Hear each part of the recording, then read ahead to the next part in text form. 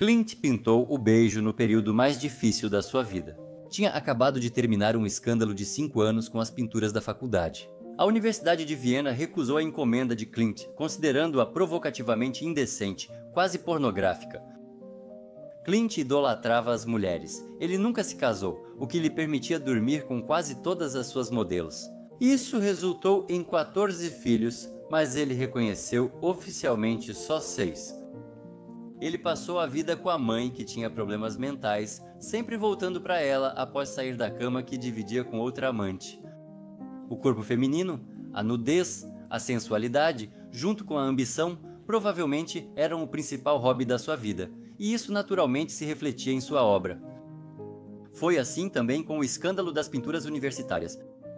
Em 1908, anos antes de O Beijo, a Universidade de Viena encomendou 4 pinturas para o teto. Klimt fez esboços e ganhou por concurso 3 das 4 encomendas. Elas deveriam representar as principais ciências, filosofia, medicina e jurisprudência. A 4ª, teologia, foi encomendada por Franz von Matt, amigo de Klimt. Em 1900, Klimt apresentou filosofia na exposição. Essas pinturas não chegaram até hoje, pois foram queimadas pelas tropas em retirada da Wehrmacht em 1945. Ainda tenho fotos dessas pinturas e posso mostrá-las a vocês. A filosofia imediatamente causou um choque fortíssimo na comunidade científica. O resultado destoava dos esboços, mostrava um futuro científico muito pessimista e trazia muitos corpos femininos nus. É impensável pendurar algo assim no teto do Templo da Ciência. Se ao menos os acadêmicos cabeça dura pudessem ler o futuro. No entanto, na exposição em Paris, o quadro se tornou a estrela e ganhou a medalha de ouro. A segunda pintura da série Medicina só aumentou a polêmica. Jornais vienenses ficaram indignados e a comunidade científica acusou Klimt de pornografia. As paixões ficaram tão acirradas que, na terceira pintura, Klimt perdeu completamente o controle e declarou que não iria perder tempo refazendo a obra. E, em 1905, Klimt devolveu o adiantamento pelas pinturas, declarando que nunca mais trabalharia para um cliente do governo. Esse escândalo foi um ponto de virada na vida de Klimt. Ao mesmo tempo, feriu seu orgulho e lhe deu um impulso, tornando Klimt não apenas independente de encomendas, mas também o artista mais famoso da Áustria. Em 1905, a Secessão de Viena, Associação de Artistas Progressistas da Áustria, foi dissolvida devido a divergências. Parte dos artistas acreditava que a arte deveria permanecer dentro dos limites clássicos: pintura, escultura e arquitetura. Outra parte, liderada por Klimt, acreditava que a beleza deveria ser difundida o máximo possível, inserida no cotidiano. Decorar a feiura e a falta de estética e assim melhorar o mundo, elevando o nível de gosto da população. É exatamente essa ideia de decorar, de estetizar o mundo ao nosso redor que veremos em O Beijo, que, como agora sabemos, se enraizou no cotidiano de forma profunda. Acho que Klimt ficaria encantado. Costuma-se considerar que foi justamente em 1905 que começa o período dourado de Klimt. Como desafio à comunidade artística conservadora após o escândalo que puniu Zamvalna-Dumstva, mas conseguia encontrar a única imagem colorida das 3 pinturas das faculdades. Sobreviveu uma fototipia colorida da figura de Hygia, da medicina. Percebemos que ele já usava ouro em suas pinturas bem antes. O pai de Klimt era joalheiro e Gustav teve contato com técnicas de ouro desde pequeno. Em 1899, um ano antes de iniciar as pinturas universitárias, ele visitou a Itália e ficou impressionado com os mosaicos dourados da Basílica de São Marcos, em Veneza. E o artista decidiu usar a mesma técnica para pintar o teto da academia, já possuindo conhecimentos básicos no trabalho com ouro. Para ele, foi um passo natural. Klimt começou a pintar O Beijo. Em 1907, apresentou-o pela primeira vez em exposição em Viena. Em 1908, após o escândalo e recusar trabalhar com o governo, Klimt teve dificuldade em conseguir dinheiro para exposições. No entanto, naquele ano, o 60º aniversário de reinado do imperador Francisco José I foi comemorado em grande escala. Klimt, após 3 anos sem exposições, não podia perder uma oportunidade dessas. Ele fez um acordo com o governo para organizar uma exposição no Jubileu, onde O Beijo foi apresentado pela primeira vez. Na época, o quadro se chamava Os Apaixonados e era um par de As Três Idades da Mulher, pintado por Klimt em 1905.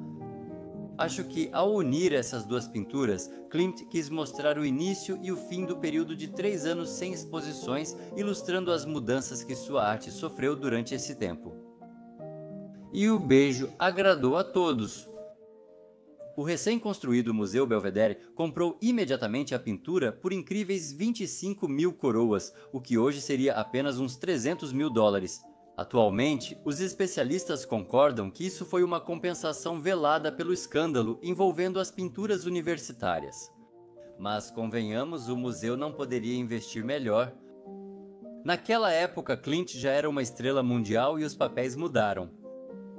A publicista Berta Zucker-Kandel comentou essa decisão no jornal assim: finalmente foi corrigida uma omissão incompreensível, finalmente foi eliminado o fato quase inacreditável de que a Galeria Moderna da Áustria não possuía uma obra representativa do maior mestre.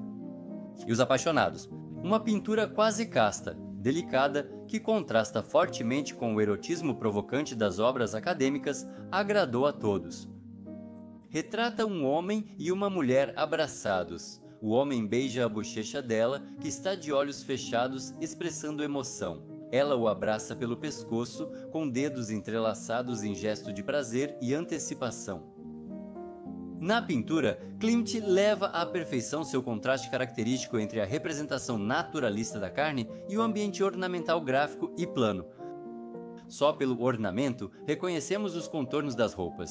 O do homem é áspero e angular, o da mulher delicado e arredondado. Ao redor deles há um halo dourado, como se protegesse os amantes, isolando-os do mundo e dotado de seu próprio ornamento único. Eles estão em um penhasco florido, com flores entrelaçadas nos cabelos. A pintura é permeada por uma sensação de tranquilidade e uma delicada sensualidade, que é facilmente transmitida ao espectador. Todos que viram a pintura em 1908 também ficaram encantados.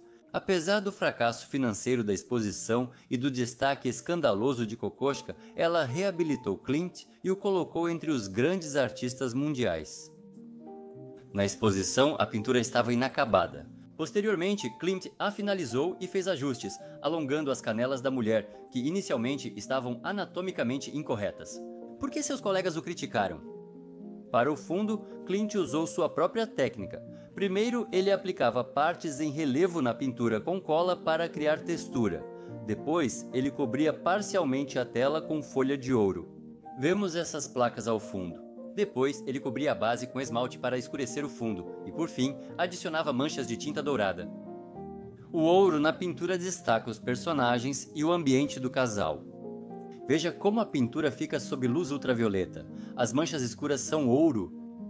Alguns historiadores de arte recentes afirmam que a pintura não retrata um beijo. Dizem que não vemos consentimento no rosto da mulher. Ela vira o rosto e eles percebem seu desejo de afastá-lo. Acho que essas são as mesmas pessoas que dizem que o beijo do príncipe que reviveu a Branca de Neve foi sem consentimento e quase um estupro. Basta observar o esboço do quadro, que mostra uma pose diferente e sem sinais de discordância.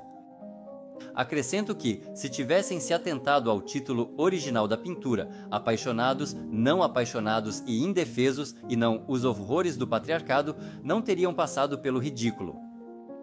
O beijo reconciliou todos os lados do antigo conflito vienense, mas também provocou muitos boatos. Quem é a mulher retratada na pintura e qual é a relação dela com Klimt? O tipo de relação que Klimt tinha com suas modelos é evidente pelo número de filhos que teve. Aqui temos uma surpresa. Existe uma lenda de que esse retrato foi encomendado a Klimt por um nobre antes do casamento, entregando ao artista apenas um pingente com a imagem da noiva. E Klimt gostou tanto da mulher que decidiu guardar o beijo para si mesmo e de propósito não o retratou na pintura. Uma história fofa que se torna lenda ao revelar quem é a mulher misteriosa da pintura. O artista, na verdade, usou os traços de Emilia Flege, sua amiga antiga, na mulher retratada. Eles tiveram um relacionamento romântico no passado, mas já no início do século, 8 anos antes da criação da pintura, Emilia era sua musa, mas terminou com Valaquita quando ele se envolveu com outra modelo.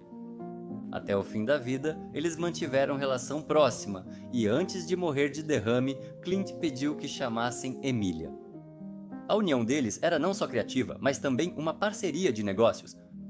Emilia Flagg era uma famosa estilista e era justamente com as roupas dela que Clint sempre vestia suas modelos, e claro, eram essas roupas que ele retratava em suas pinturas. Por isso, o rosto de Emilia nesta pintura deixa todos confusos, já que publicamente eles não tinham um relacionamento amoroso. Alguns historiadores de arte veem apenas um beijo amigável, mas lembramos novamente o título original da pintura, Apaixonados. A pesquisadora de Klimt, Alice Strobel, recentemente comprovou com base nos esboços que a pintura retrata Clint e Emilia. Olhem para a roupa do homem, ela é solta com o pescoço aberto. Exatamente esse tipo de hobby era tradicionalmente usado pelo próprio Clint. Já Emilia sempre preferiu e usava os chamados vestidos de reforma, uma espécie de desafio feminista daquela época, libertando a mulher do espartilho. Não vemos o rosto do homem, mas é fato que Clint raramente retratava homens. Normalmente nas pinturas dele, os homens eram acessórios para as mulheres. Apesar de Klimt e Fleur não comentarem sobre seu relacionamento, sabemos que, após a morte de Clint, Emily queimou uma enorme caixa de cartas de sua correspondência pessoal. Isso nos leva a supor que ela escondia algo e que o relacionamento deles continuou após a separação. Talvez Emily tenha sido o único amor verdadeiro de Clint, que nunca conseguiu controlar sua luxúria, mas expressou seus verdadeiros sentimentos em O Beijo, disfarçando os participantes, escondendo seu próprio rosto e mudando a cor do cabelo da amiga. Olhem para as coroas de flores nas cabeças dos apaixonados, isso nos sugere algum tipo de ritual.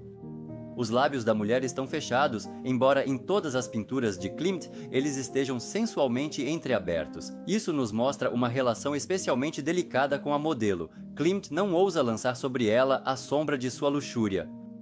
Pessoalmente, eu gosto de pensar exatamente assim. Pesquisadores e historiadores da arte geralmente gostam muito de enfeitar, inventando interpretações e histórias do nada. Alguns dizem que os retângulos na roupa do homem simbolizam espermatozoides e as flores no vestido da mulher, óvulos. Mas eu não tenho muita certeza se Klimt, em 1908, sequer conhecia essas palavras ou, muito menos, já tinha visto essas criaturas incríveis. Não há registros de que ele se interessasse por biologia ou gostasse de cobrir vestidos de modelos com secreções humanas. Alguns afirmam que o contorno do casal lembra um símbolo fálico, mas, sinceramente, por essa lógica, qualquer pessoa pareceria um falo ambulante. Mas nós não somos tão fãs do grotesco a ponto de levar a sério os frutos de uma imaginação tão doentia. Alguns dizem que Klimt se inspirou em outros artistas para criar O Beijo. E sim, Munch, por exemplo, também tinha O Beijo e as Três Idades da Mulher, e ele os pintou 10 anos antes de O Beijo. Mas me parece que é difícil pegar emprestada a ideia de um beijo, é como pegar emprestada a ideia do amor, quando praticamente toda a arte é dedicada a ela. Os artistas retrataram o beijo de centenas de maneiras e Klimt encontrou a sua própria. Mas, convenhamos, é incomparavelmente emocional, sensual e, sem medo de dizer, genial. Inscreva-se!